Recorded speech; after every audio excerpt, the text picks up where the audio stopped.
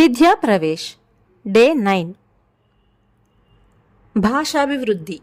ఈ అంశానికి సంబంధించి ఈరోజు మనం విద్యార్థులతో వారి శరీర భాగాలు చూపిస్తూ ఆ శరీర భాగం యొక్క పేరును చెప్పించాలి.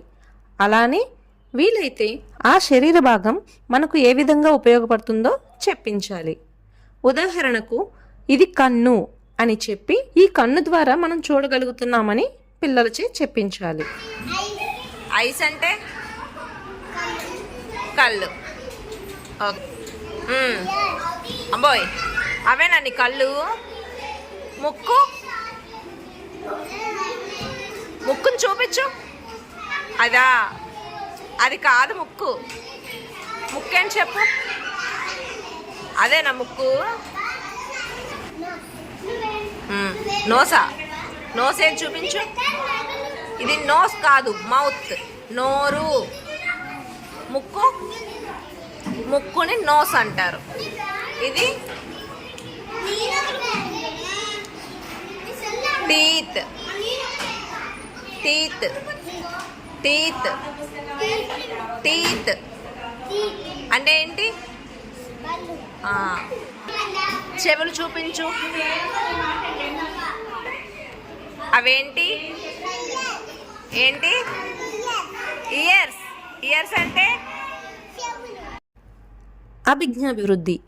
ఈ అంశానికి సంబంధించి విద్యార్థులను ముందుగా తరగతి గదిలో నిశ్శబ్దంగా కూర్చోబెట్టాలి. ఒక్కొక్క విద్యార్థిని పిలిపించి కళ్ళకు గంతలు కట్టి వారికి వివిధ రకాల శబ్దాలు వినిపించాలి. గజ్జెలు, మువ్వలు, గాజులు, పుస్తకాలు, ఇలా రకరకాల చప్పుళ్ళు చేసి వాళ్ళు గ్రహించారో లేదో తెలుసుకోవాలి.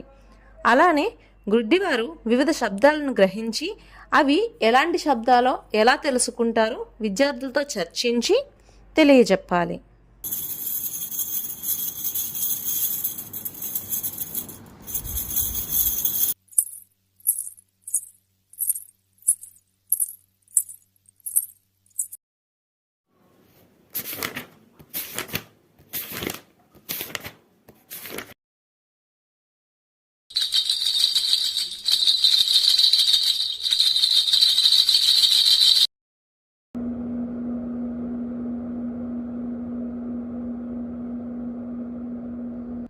నెక్స్ట్, శారీరక అభివృద్ధి. టీచర్ క్లాస్ రూమ్లో పిల్లలను వలయాకారంలో కూర్చోబెట్టి ఒక బాస్కెట్కు ఎదురుగా కొంత దూరంలో నిలబెట్టి బంతిని ఇచ్చి విశ్రమనాలి. వారు ఆ బాస్కెట్లో వీరి చేతిలోని బంతిని సరిగా గురి చూసి కరెక్ట్గా ఆ బాస్కెట్లో పడేలా విసిరమని చెప్పాలి. అయితే విద్యార్థులు ఆ బంతిని సరిగా గురి చూసి విసిరే వరకు వారికి అవకాశం ఇస్తూ ప్రోత్సాహాన్ని అందించాలి.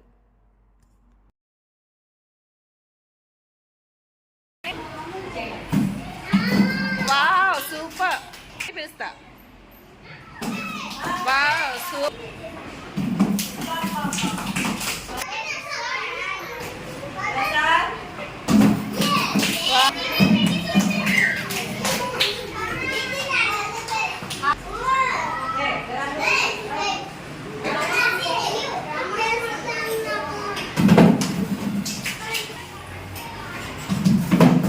వావ్.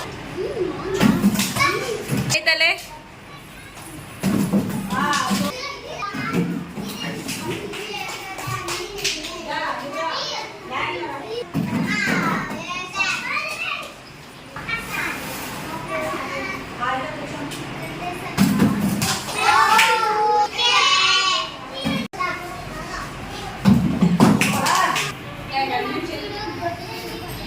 Gracias.